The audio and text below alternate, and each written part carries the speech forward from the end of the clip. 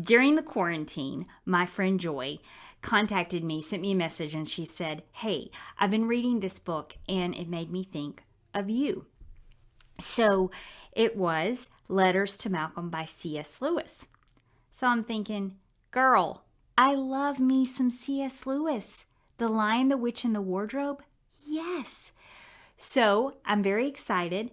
I'm trying to think, how do I get this book? Because we're in the middle of quarantine. Not sure I can get it very easily.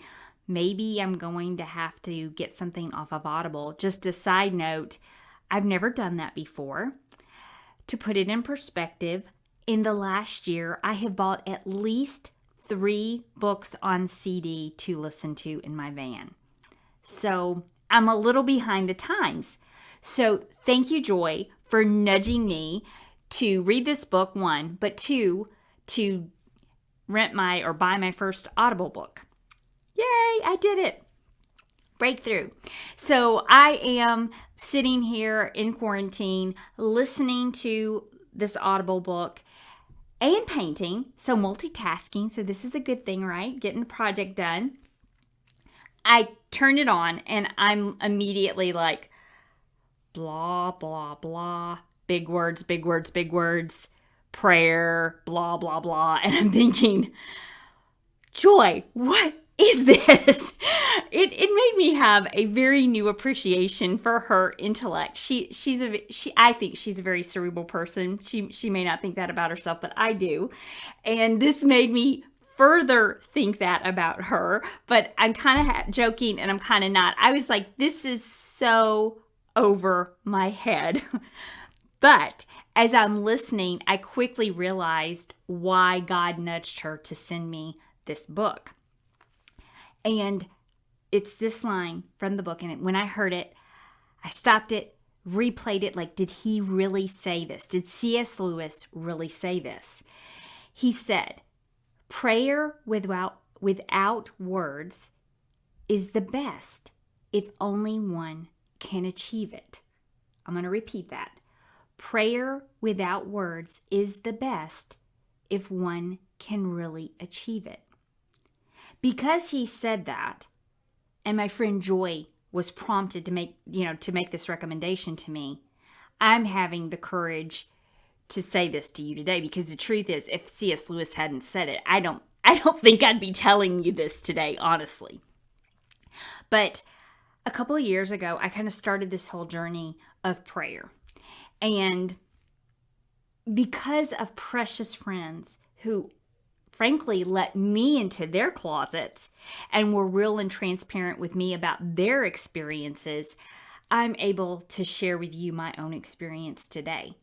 Well, I think with God, there's sometimes this formality and this barrier, and we think we have to say just the right words, and it just has to be this sort of, progression of formality for him to hear us. But what I'm talking about transformed that for me. And it changed it to a place where my time alone with God feels like home. And it's something I'm still exploring and growing in, but I really wanted to share this possibility with you, because I know it's because people were real with me about their own experiences that I even understood this idea or even explored it for myself. I want to give you an example. During the quarantine, my son, who's 10 years old, came to me, and it was in the evening, and he was very upset, and he's crying, and I can't console him. And it's kind of funny, so I'll share this little funny tidbit about it. But I said, what is wrong? What's wrong? And I'm just hugging him, and he starts telling me that he does not want to become a communist. And the more I try to kind of say, well, you're not going to become a communist, the more he gets upset. He's beating his fist on his pillow. I don't want to be a communist. When I get to the root of it, and by the way, this is not any kind of political statement on my part at all, but he says, Mom, all these 16 and 17-year-olds, they're going to vote for Bernie Sanders and we're going to become communist. And I know about Russia and I don't want to be a communist. And part of me is just wanting to bust out laughing. And part of me is wanting to bust out into tears because he is so upset. And this emotion is so real for him. And so then he goes on and he's like, Mom, and the happiest place on earth isn't going to be happy anymore. And he's talking about Disney World. And my heart as his mother is just breaking. Because to be honest with you, I can't console him and say, oh yeah, everything's going to be just the same. Everything's going to be fine. Because the truth is, I was afraid. The truth is, I didn't know what was on the other side of all of this. And I couldn't promise him that Disney would ever be the happiest place on earth again. I couldn't. So here I am. A mama's heart is breaking. And to show you what I mean about praying beyond words, I just saw in all my emotion, in visualizing my son and just grabbing him up and putting him up into the arms of my father. And, I'm going to use words, but Father, give him peace. Father, give him comfort. Father, help this to make him a stronger person on the other side. Just all these things that I can't fully even articulate.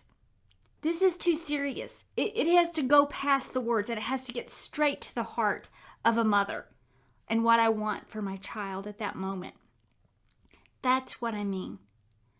And I've thought a lot about my neighborhood during this season and the precious people that live around me. And I just literally see in my arms, I just pick up our whole neighborhood and I just push it up to God. And I say, Father, rain peace on people, work in people's homes, work in their lives right now in a very special way through this season. That's what I'm talking about. So I just wanted to share this with you because it's been so powerful for me. And like I said, when my friend Joy mentioned this book to me and I read that, I was like, I need the courage to be able to share this with other people, just like friends had the courage to share it with me. And you know what? If this resonates with you, yes, I'm so excited. And if it doesn't, and you think that's crazy, that's just a bunch of nonsense, that's okay too. I love you anyway. So let's just, if it's helpful, fabulous. So praying beyond words, try it. You never know. It might revolutionize your prayers. And for me, like I said, it's like home. It's not this formal place I have to go into. No, it's a very strong place of comfort where I get to just pour myself out to God in an amazing way that doesn't require me to do it just right. And doesn't require me to have just the right words.